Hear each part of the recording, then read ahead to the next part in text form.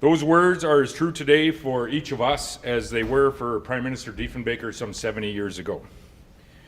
Today, we as Canadians, and I would say as North Americans, are facing an unprecedented challenge, a challenge from policy direction coming from the White House.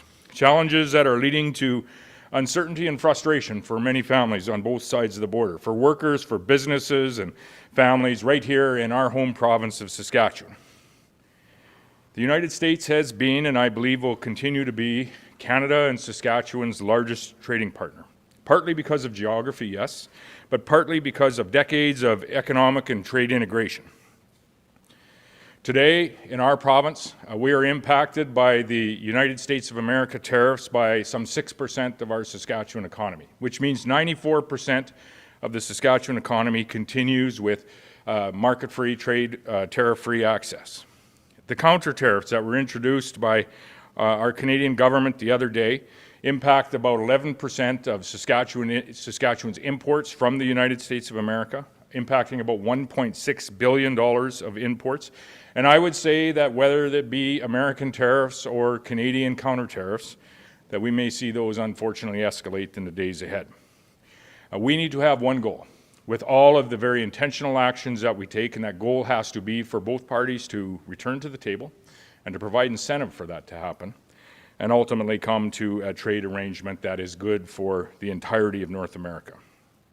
All of our efforts have to be headed in that direction. But when this uncertainty arises in this trading partnership, it is deeply concerning for us as governments, and I would say even more concerning for us as individuals and families across this nation. Let's remember that it was not Canada that got us into the situation that we now face. And I believe that the Canadian government has been negotiating in good faith on behalf of all provinces, including this province of Saskatchewan, and on behalf of all Canadians more broadly. Negotiations leading up to this past weekend were starting to point towards us coming to an agreement. And we were in favor of heading that direction, although it was not a perfect agreement, and it did not return us to the tariff-free access that we had under the CUSMA trade arrangement over the last number of years. It did provide certainty for Saskatchewan and Canadian companies, and ultimately for Saskatchewan and Canadian families. Among the late changes that occurred late last week, and there were many, but it was at those very late hours that the U.S. team wanted to impose restrictions on something that is completely within the Canadian purview and jurisdiction, and that was encroaching on our international trade agreements. And this is totally unacceptable from the perspective of Saskatchewan, and I think from the perspective more broadly of Canadians. Here in Saskatchewan, we have worked very hard, and we have invested over the last 2 decades to increase our exports to countries around the world, as well as to find additional and new trading partners in countries around the world. And I would say that those efforts are working in this province, and they're very evident in what you see happening in the Saskatchewan economy today. And that work is critical to the success of our Saskatchewan and our Canadian economy moving forward. Today, this province of 1.2 million people, Saskatchewan trades with over 160 countries around the world. We are one of the largest exporting per capita subnational regions, not just in Canada, but in North America. And at the same time, we have been able to attract unprecedented investment into our province, into the development of our natural resources and our agricultural sector, as well as manufacturing and many other areas. In fact, today we have over 60 projects that are moving forward with a total investment of over $65 billion in action today, and many more tens of billions of dollars that are being considered as we speak. We see new potash mines, uranium mines, copper mines, rare earth elements investments. We see helium investments, lithium investments, and certainly an expansion of the oil industry that is being made and will continue to be made in the years ahead right here in our province. Those investments will lead to even higher exports for our province and our nation in the years ahead, including higher exports to the United States of America. Having that expanded market access and that increased investment that we are able to attract in this province and this nation, it offers greater stability for our Saskatchewan economy, our Canadian economy, and offers greater stability for Saskatchewan families that live here. It helps keep our Saskatchewan economy strong and steady, and it helps keep our province strong and steady, even in the face of this current trade turmoil that we are faced with our largest trading partner, the United States of America. We currently find ourselves facing increased tariffs across this nation, and as I said earlier, unfortunately, likely more to come. The actions that are coming from the United States, they do not hit all provinces the same. Our economies are very different from coast to coast to coast, and that diversity of our economies and diversity of people really is our Canadian strength. Likewise, I would say the counter-tariffs that were announced by the Canadian government, they also will not be felt equally across this very large nation. In Saskatchewan, that impact will have an effect of about 11% of the goods that come in from the United States, but as I say, potentially more to come. So we will be working very closely through our industry roundtables here in this province to work closely with impacted businesses in Saskatchewan to determine the impact of the tariffs as well as the countermeasures from our Canadian government. And I want to be clear, as a government of Saskatchewan, we are supportive of these very targeted countermeasures that are in place, but only when those tariffs are focused and targeted to have a minimal impact on Canadian industries and families and a larger impact on our trading partner that we want to bring back to the table. These were introduced and will become in action on September the 8th, and they will impact, we should have no illusions, these counter-tariffs will also impact people on both sides of the 49th parallel. We have always said that American-imposed tariffs will have an impact not only on Canadian industry, but on American industry. The same can be said for counter-tariffs. What we as a province cannot and will not support is any kind of export tariff on our natural resources or any of our resources that are being exported to the U.S. or through the U.S. to other areas of the world. What we have faced and what those very industries have faced over the course of the last decade or better are some very flawed policy discussions and flawed policy implementations in our nation for far too long. Let me start with the potential suggestion of an export tax on potash.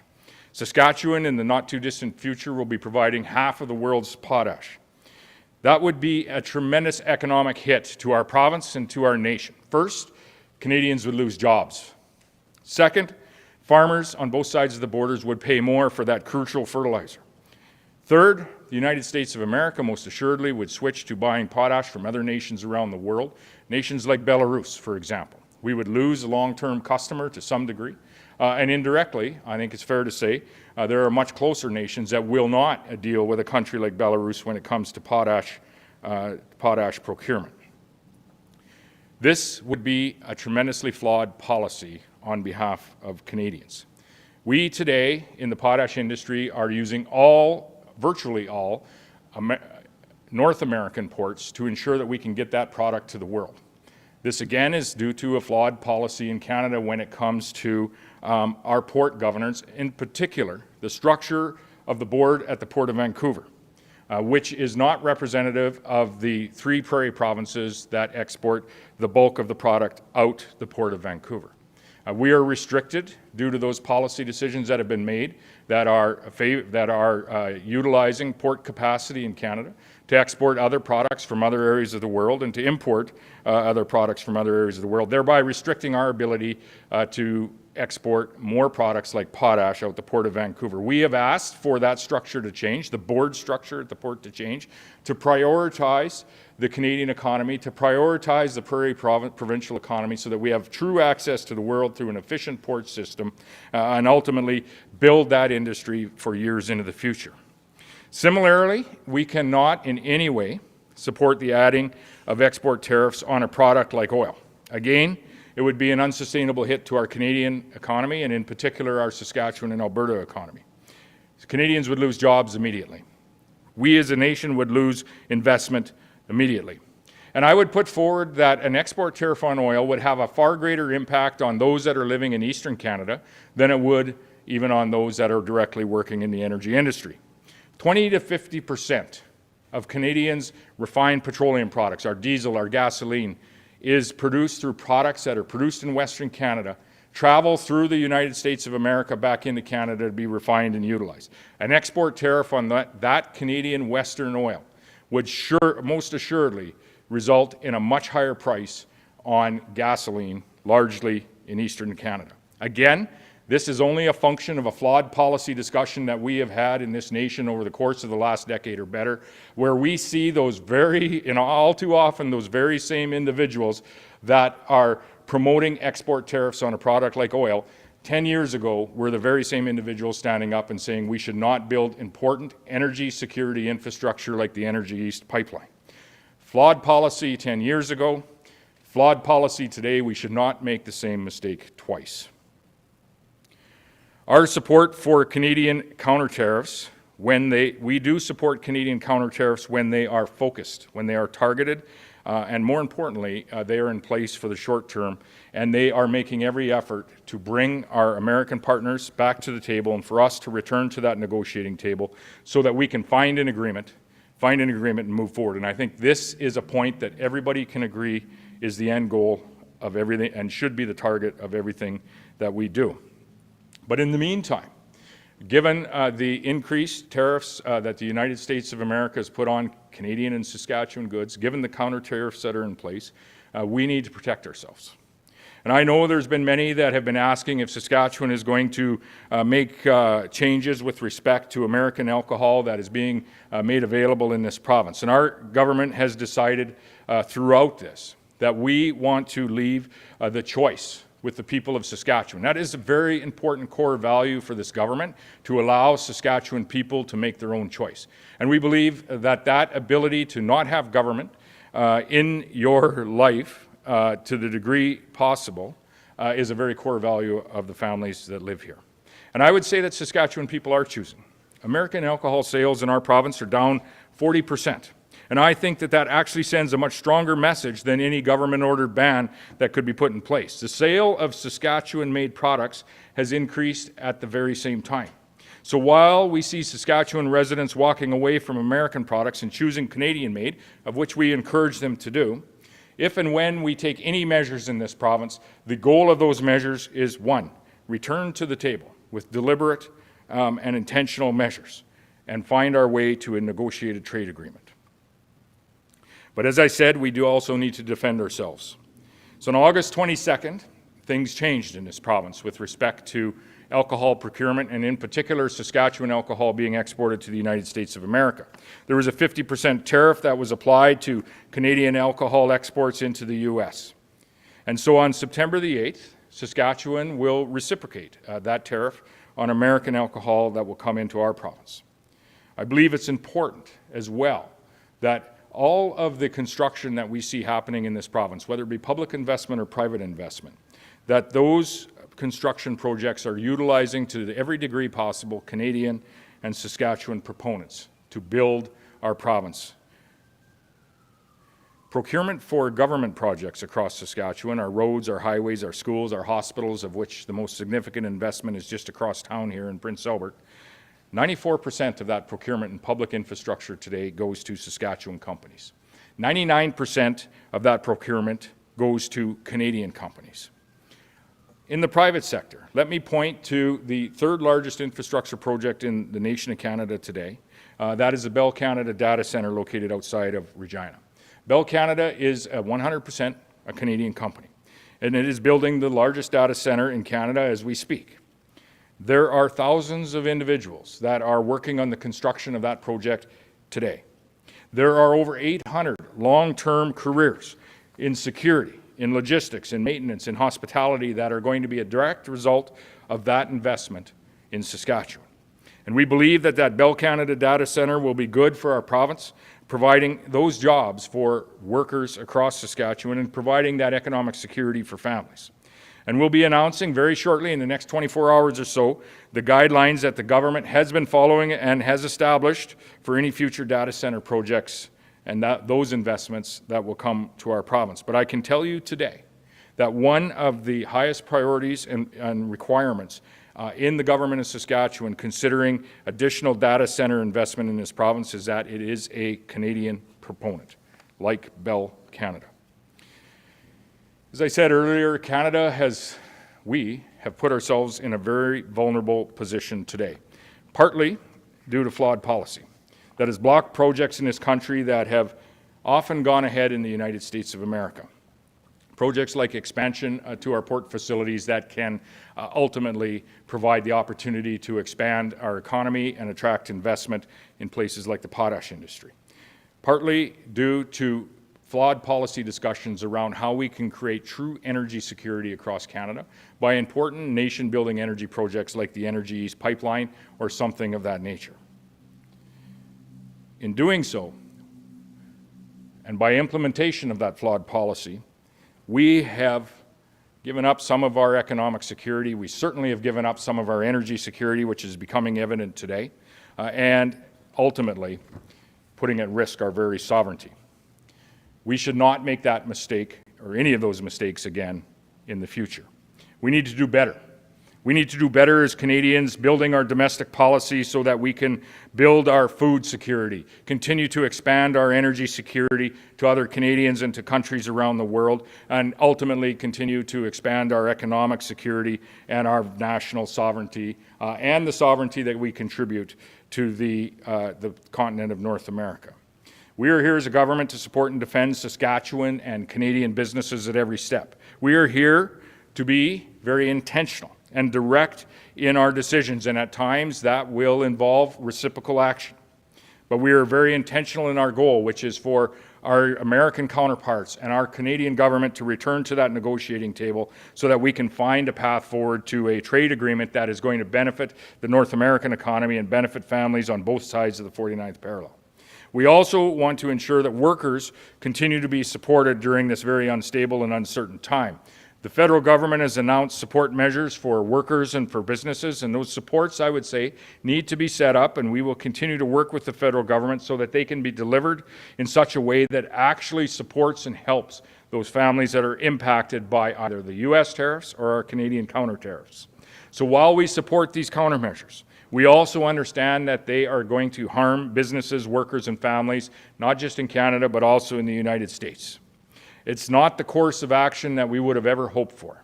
It's not the course of action that we want to be on. But unfortunately, it is action that needs to be taken at this time. The best path forward for Canada and the United States of America, for Canadians and Americans, is for both of our economies to move forward with a free and fair trade agreement so that we can ensure that we have a sovereign continent. We will all have choices to make in the days and the months and hopefully not the years ahead.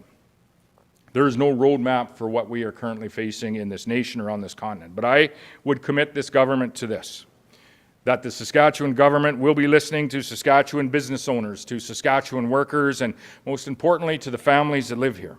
Listening, and we are going to act on your behalf to make the best decision that we can in what is a very uncertain and an unprecedented time. So I will close how I started with some words from the former Prime Minister from Prince Albert, Saskatchewan, with a quote, and I quote, "One Canada, where Canadians control their own destiny." Thank you.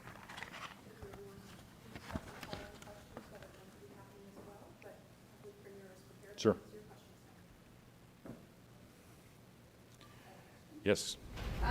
You talked a lot about unity and stuff like that. So can you just break down for me exactly how, have you gone through the counter-tariffs and how will the American tariffs on Canadians and the counter-tariffs, how will that affect the average resident of Saskatchewan? Cost of living will increase.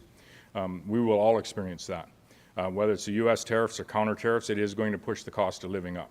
This is part of what I was speaking to as well with the flawed policy decisions that we've made as a nation, and I would say even flawed policy discussions, is we have not been paying attention to how do we create true economic and energy security across this nation and across the continent.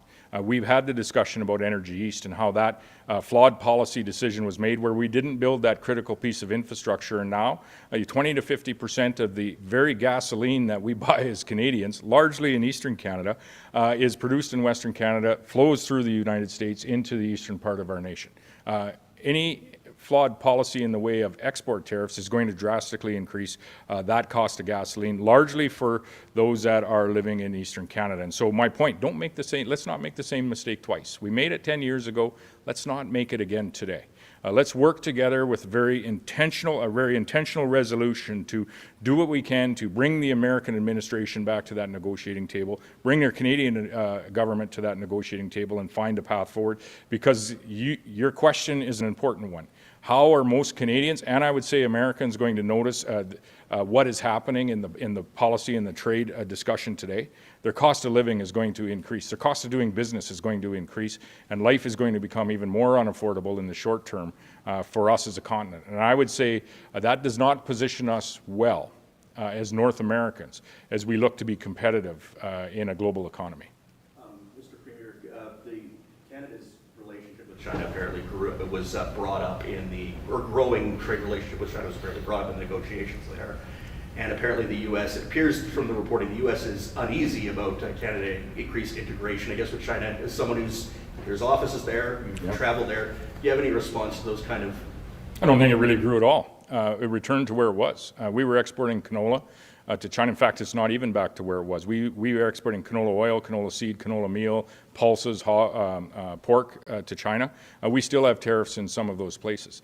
Prior to years ago, we had no import limits on Chinese EVs, and now we do. And so I would say that our trade relationship with China is not even back to where it was half a dozen years ago, and we had to do some work. Myself, I was in there twice in the last year and a half, doing some work to have the canola tariffs lifted in that very country. So I don't think in any way that it has grown from what it historically has been. In fact, I'd say that it's not even back to where that is. So I don't agree with that assertion. However, I would say that the ability for Canada, and in particular this is important to a province like Saskatchewan that exports to over 160 countries around the world, we need to have the ability to have those international trade agreements as a sovereign nation. That's a non-starter. That's not to say that it isn't important for us to have a similar trade relation, a non-tariff trade relationship with the United States of America, which would be the ultimate goal for us to return to. They are our largest trading partner. They traditionally have been our largest ally. But we're having a pretty tough conversation at the moment. What's it going to take to get the two sides back to the table here for the trade talks? It seems like there's been heightened emotion with this particular trade negotiation, especially compared to, say, China earlier in the year. I would say, what we've tried to take as a position throughout this is a very deliberate and pragmatic position, maybe removing some of the emotions and some of the comments, the daily comments from the conversation, and really getting down to what matters. And what does matter is that we're able to have that trade relationship with a low or no tariff so that we can build not just our Canadian economy, but our North American economy from a food and energy security perspective, and then work together to ensure that we remain a sovereign continent. And I think that matters to each and every one of us. We've made some mistakes as Canadians. When you look at building our Canadian energy security in years gone by, we've made some mistakes in, I mentioned board governance and some of the challenges that we've had in exporting our potash to the world. We should not continue to make those mistakes because they happen to be the flavor of the day. We should make very pragmatic, logical, intentional decisions as we move forward, all with a goal at this point in time to bring the two parties back to the table and ultimately work towards a negotiated trade agreement that is beneficial for both countries. We've enjoyed this for years, and at times I would say that both as North Americans, both as Canadians and Americans, maybe we've taken it for granted. We're not taking it for granted now. Prime Minister Carney is stressing the importance of a united Team Canada approach. Do you feel like that mindset has been met when it comes to these decisions thus far? More than met. By whether it be provincial premiers, although there's been differences in the approach, I think the goal is the same.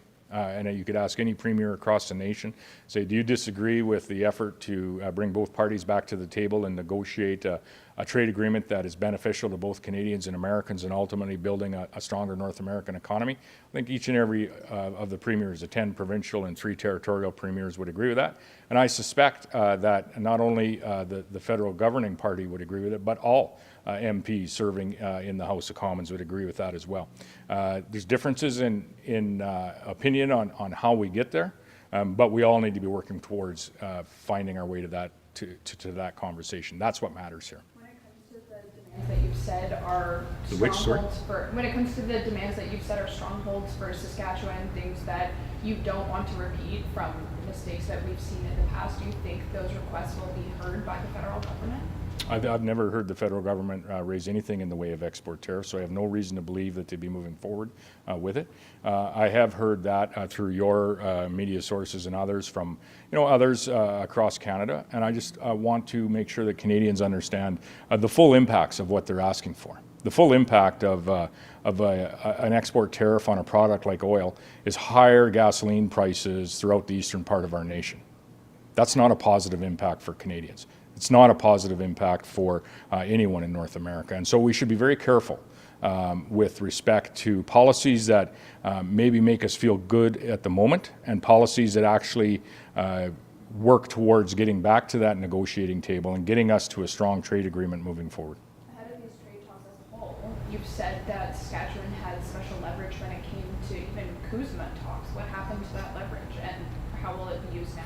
Well, I think the approach of up until this point, it's saying today, since August 22nd, we're experiencing not only higher American tariffs, but also now counter-tariffs have been imposed. And unfortunately, I think we're going to see that escalate on both sides in the days and weeks ahead.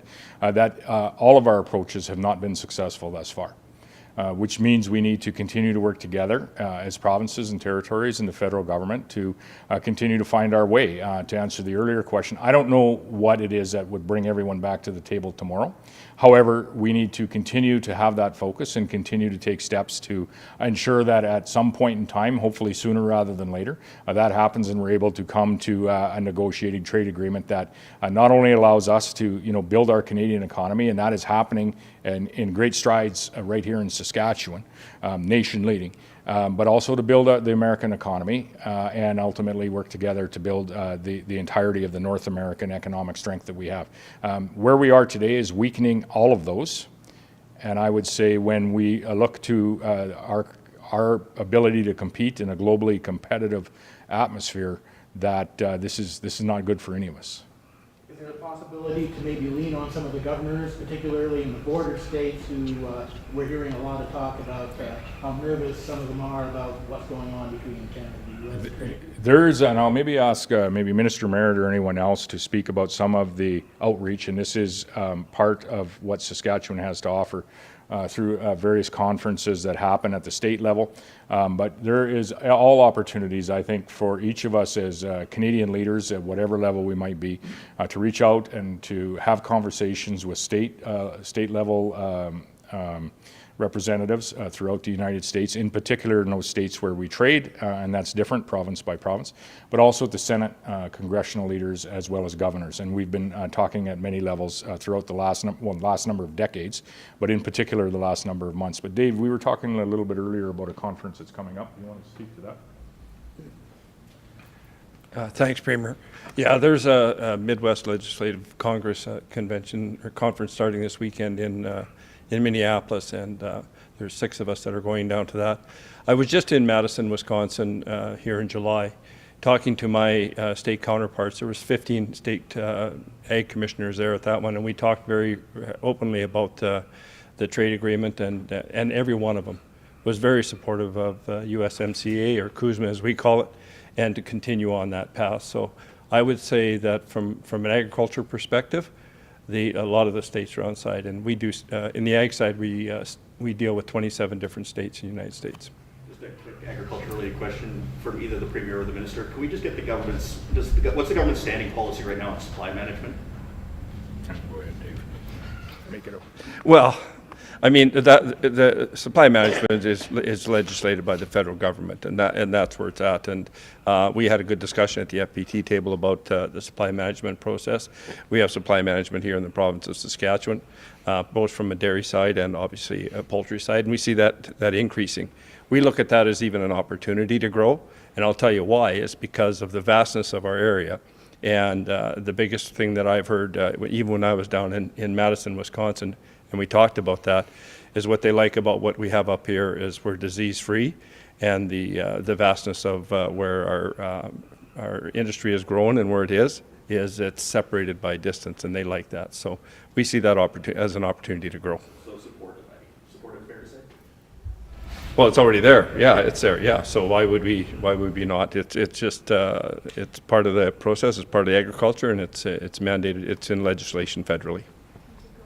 Okay, I just wanted to find out, you did mention about oil and potash not being on the table right now, but what would it take for using that as leverage in the future if it comes to that? It's not possible. Why? Why would you put Canadians out of work with a flawed policy? That would be my question. Why would Canadians would immediately lose their job? We would immediately lose market share. Immediately, we would lose those trade relations moving forward, and we would lose potential investment that's coming into our natural resource sector, the very sector that is driving the economic growth of our nation as we speak. It would be a flawed policy that would build on the flawed policy that this nation had enacted over the course of the last decade, which is not providing us with, not putting us in an energy secure position today. Can I ask you about, you were talking about U.S. alcohol staying on shelves in Saskatchewan, but that there would be taxes, perhaps? A reciprocal tariff. On August the 22nd, the United States of America put a 50% tariff on Canadian and Saskatchewan alcohol that is exported to the United States. And what we have chosen to do is to reciprocate that tariff on U.S. alcohol that would be coming into Canada. It'll be good for our Saskatchewan producers with domestic and local sales. But we would also say that, at the very core of this government's belief is that people have the power to choose. And we encourage them to do so. And they are doing so, as we've seen U.S. alcohol sales in Saskatchewan drop by some 40%. And we encourage them to continue to make the choices that are right for their family. Government does not need to mandate, to legislate all of the decisions that families make across this province, and I dare say across this nation. We believe people have the power to choose. It's at the very core of our discussions as a government. And we believe it's at the core of families' beliefs as well. Can you elaborate how much that tax is going to be, and will it apply to everything across the board coming from the U.S.? American imports, yeah, it would be 50%, a 50% increase. 50. Premier, Which mirrors the reciprocal nature of the U.S. tariff. It's not new, it's just reciprocating. I have Nick Murray from the Canadian Press on the line. Nick, go ahead. Hi, thank you guys. First off, Premier, thank you to your staff for arranging for me to hop on this. I really do appreciate your efforts. You've been pretty clear that obviously an export tax on Saskatchewan's natural resources is a non-starter. But I'm wondering, do you see any way that perhaps maybe hasn't been discussed in the national discourse to leverage Saskatchewan's natural resources, particularly potash, to put any type of pressure on the U.S. administration? Access to additional production. We have the largest potash mine in the world that's being built as we speak, come into production in the very near future. We have two uranium mines that have all of their provincial and federal approvals are moving forward, a third that has the provincial. I suspect very shortly we'll have their federal approvals. We will have additional uranium available and possibly to make available to a strong trading partner like the United States of America should we be able to get to a trade agreement. So I think the same can be said for oil. We have a target in this province to increase our oil production to 600,000 barrels, and I truly believe we can go beyond that. But to provide some of that additional product to what has traditionally been an allied nation like the United States of America. And I say that notwithstanding the challenging trade discussions that we find ourselves in today, and heated at times. Just as a quick follow-up, in the last federal election, the Green Party had a platform proposal to create a national strategic reserve of potash, and the way that would fund that was they proposed to create bonds that Canadians could buy into with a guaranteed 5% return in order to create this thing. Do you think that's a good idea, and have you heard about it during the election campaign? Have you given much thought? Just kind of curious on your thoughts. Well, we have a national potash reserve, and it's sitting under our feet here in this province. As I say, through attracting investment and the development of the industry in Saskatchewan, we will be providing about half of global supply annually of potash to our allied nations around the world. So we have that strategic reserve here today. We should not make any flawed policy decisions. In fact, we should improve on previous policy decisions so that we can provide that product to other nations, other allied nations around the world through efficient port governance. And I spoke to that earlier. If the federal government wants to buy some of that potash, I'm sure I can put them in touch with the industries that are producing it, and I'm sure they'd be more than willing to sell them some of that for any type of a strategic reserve. The same goes for oil or any other product should they want to build that. We certainly in this province can put them in touch with the appropriate folks that can provide any of those critical minerals or natural resources. You quoted Diefenbaker today. Diefenbaker talked about putting Canada first and protecting Canada's economic independence. In this situation we are in right now, what does putting Canada first actually require Saskatchewan to do differently when it comes to buying Canadian, interprovincial trade, and reliance on the U.S. market? So I agree with all of that. However, we produce in this nation, and in particular in this province, more than we could ever buy ourselves. So we are an exporting province by our very nature. We are an exporting country by our very nature. That's why we're having this discussion with the United States of America. They're our largest trading partner. We trade with the United States larger than anyone else, but we trade with many countries around the world. This province, 160 of them. There is only about 190 or 195 countries. So we are very, very exposed to those global relationships simply because we produce so much more than we could ever utilize ourselves as a province, as provincial citizens, or as Canadians as well. That's why we need to have these global relationships and these trade arrangements, and that's why it's so sensitive. Going through this discussion with the United States of America. I would say that what putting Canada first looks like is everything that we do, every day, each of us, in our work, in our personal lives, whatever that is to get us back to the negotiating table, to get the relevant parties back to the negotiating table and find our way to some trade certainty with our largest trading partner. That, to me, is what putting Canada first looks like. We need to set aside, all too often, what the emotion of the day is, or answering what the latest rhetoric that is coming out of the White House is, and we need to focus solely on how we get to that trade certainty with our largest trading partner, and ultimately how we are getting to that trade certainty around the world. If we only produced enough for ourselves and we were an importing nation, it would be a different conversation. That is not what we do in Canada. We generate wealth by producing stuff, by building stuff, by growing things, and selling it to our global citizens. Thank you, everyone. Thanks so much for coming out.